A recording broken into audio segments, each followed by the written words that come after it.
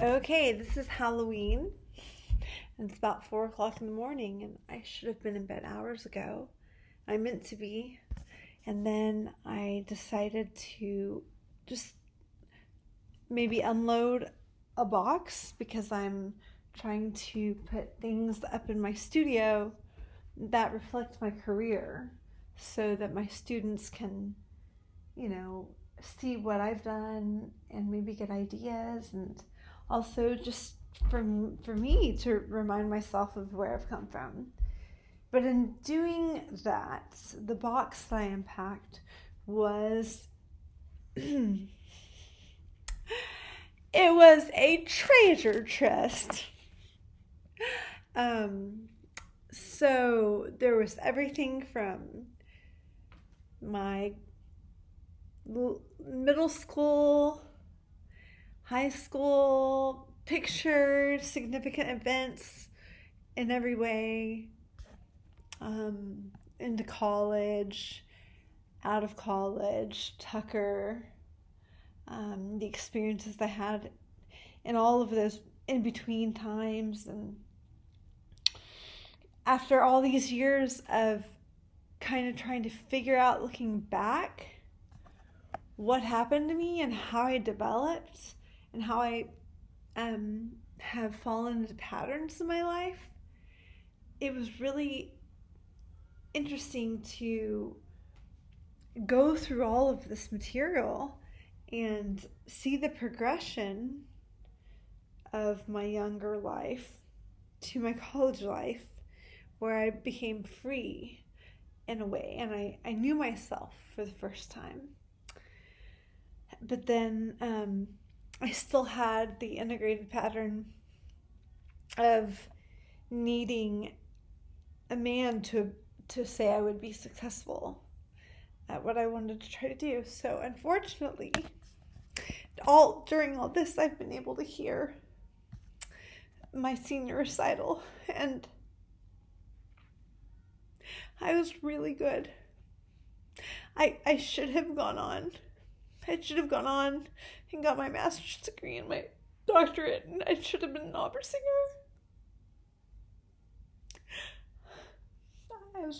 I was an artist.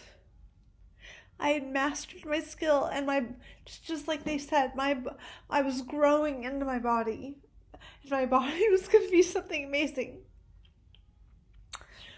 And that's for a second topic, but in the meantime, I'm not gonna. This whole story is told through this box, and I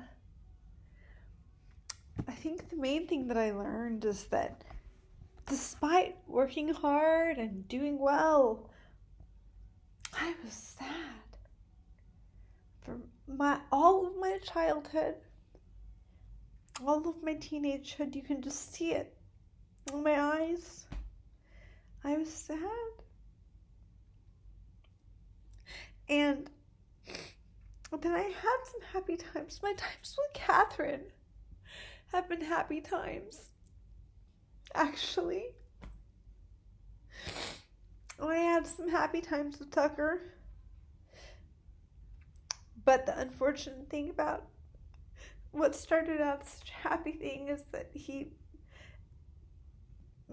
we fell into the same patterns as my dad.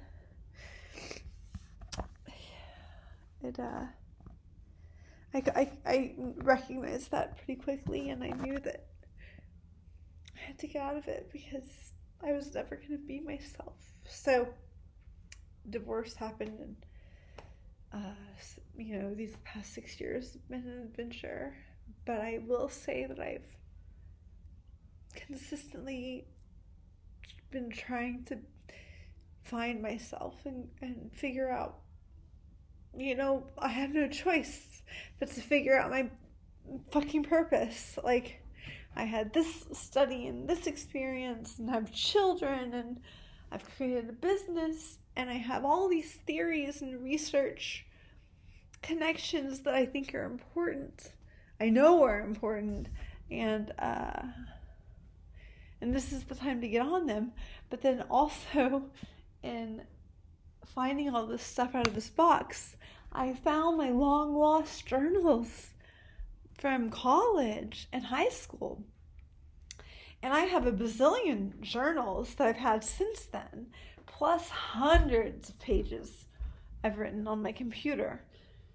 So I have an insane amount of writings to go through. And I think that I need to take them and work through it.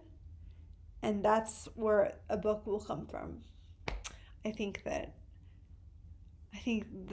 is the first start with that. And then there's another first start project that's coming.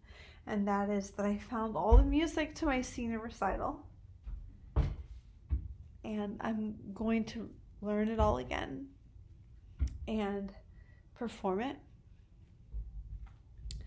And my goal is to perform it at the level that I should be at now. And although I haven't been practicing every single day for the past 20 years, well, not quite 20, whatever, I do feel like my voice has grown to the point where it needed to be to really do those songs even more justice, like really, really do them. I think I'm there, and I think I'm there in another way because I have been teaching and I have understood now. I understand how I am an artist,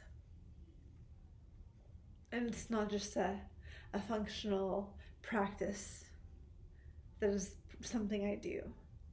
It is actually a gift, a skill that people, my mother,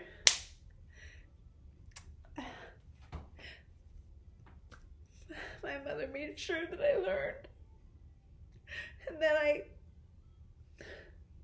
I followed it, and I'm good at it, and I'll never stop being good at it.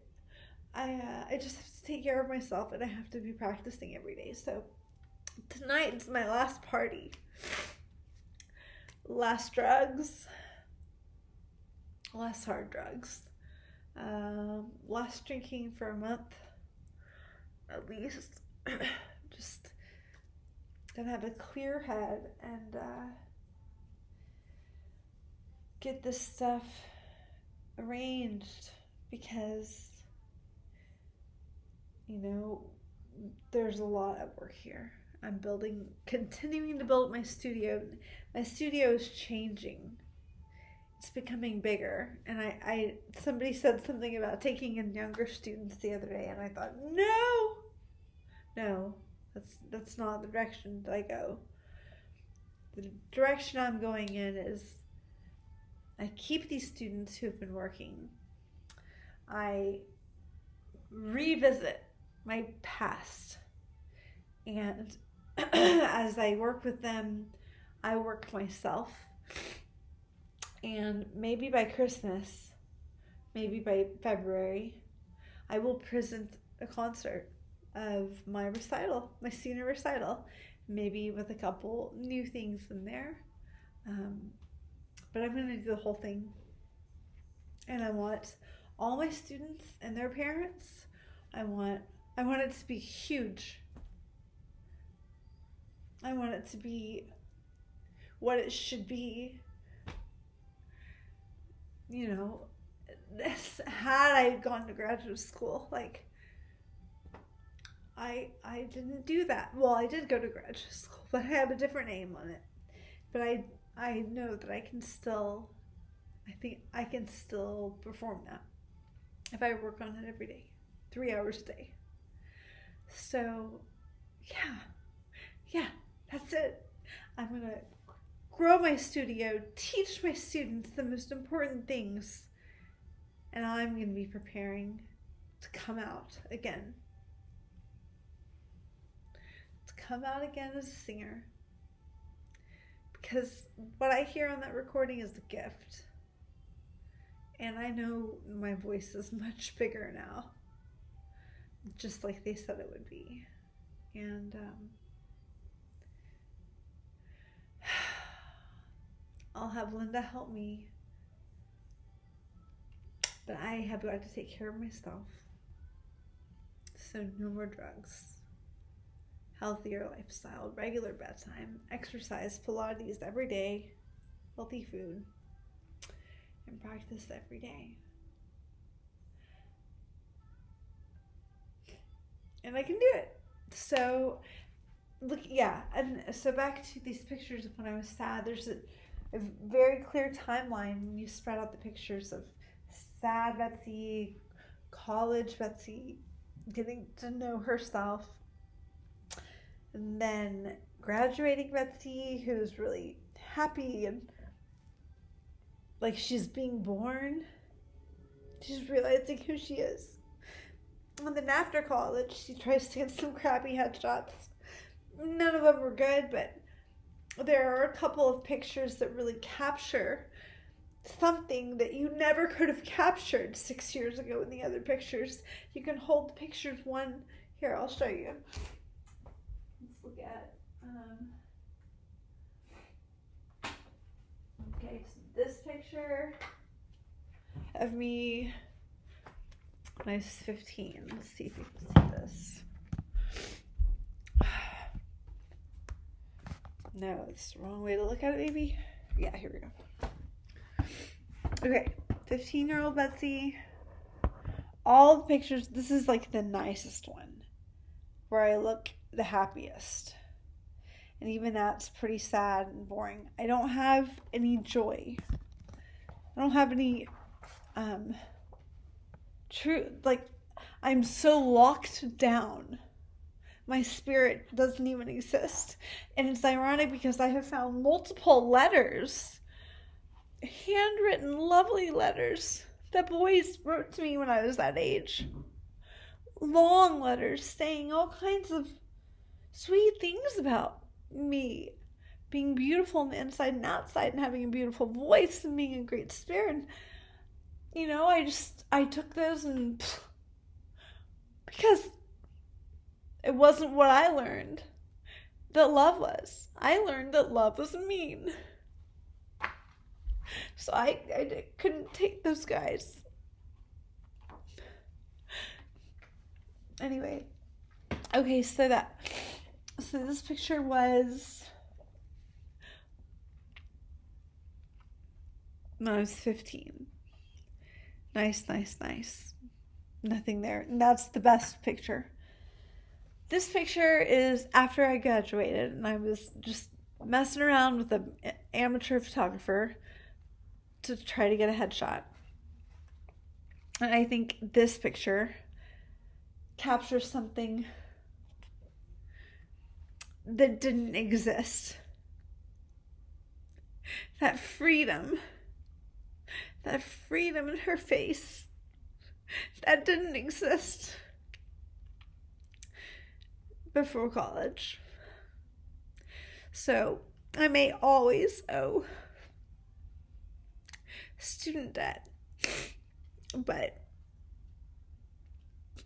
having that experience at Southwestern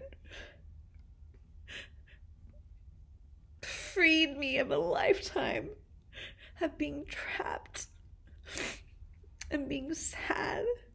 It allowed me to come alive.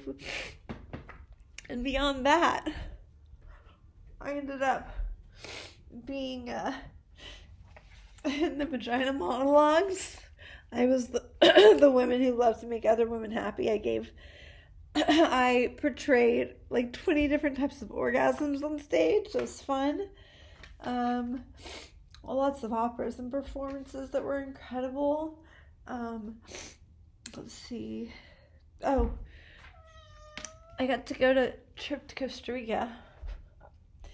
And this was after college, after a year after college. These are my headshot photos for the passport. And I cannot get over these bottom two pictures. I'm like, that girl that girl was self-possessed. That girl was not the girl that grew up in Amarillo. I'm so happy to see it, but that girl was with Tucker. And so then I have to go into this history of Tucker too, you know, and what we went through and how he grew. And, but then how it ended up being in the same cycle. I also have these incredible works of art that, this one actually was a sketch. I was having lunch with Kara. She was holding my baby at a cafe in Austin.